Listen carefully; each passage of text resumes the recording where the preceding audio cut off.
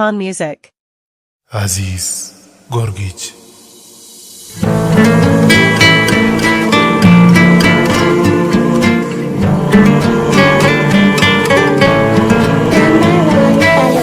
گر مرا اعدام و تیر باران کنی، لاشه‌ام را تکه و ویران کنی، تکه هایش را سپس پنهان کنی، باز گویم من بلوچ هستم بلوچ. گر مرا از خانه ام ویران کنی، تیغ داغی بر تن زارم کنی، همچو حلاجی تو بردارم کنی، باز گویم من بلوچ هستم بلوچ. گر که از تاریخ مرا پاکم کنی، در بین افلاکم کنی، زیر آوار ستم خاکم کنی، باز گویم من بلوچ هستم بلوچ. گرد بلوچستانم آواره کنی، درد غربت را تو بر جانم کنی، نان من عشق است و بینانم کنی، باز گویم من بلوچ هستم بلوچ.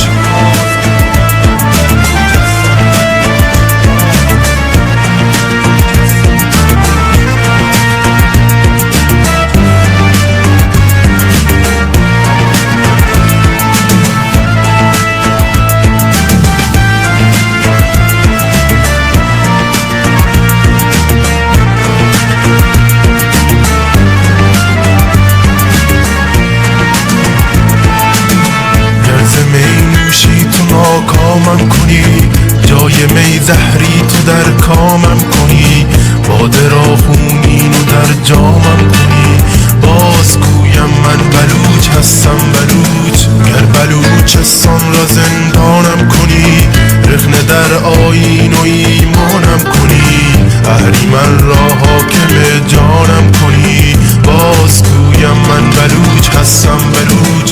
گرچه در دنیا کنون آواره‌ام، از نگاه این جهان دیوانه‌ام، گرچه ویران گشته در این خانه‌ام، باز گویم من بلوچ هستم بلوچ. گرچه امروز بی نصیب از یاریم، پشت این غمخانه رسواییم، گرچه محکوم شب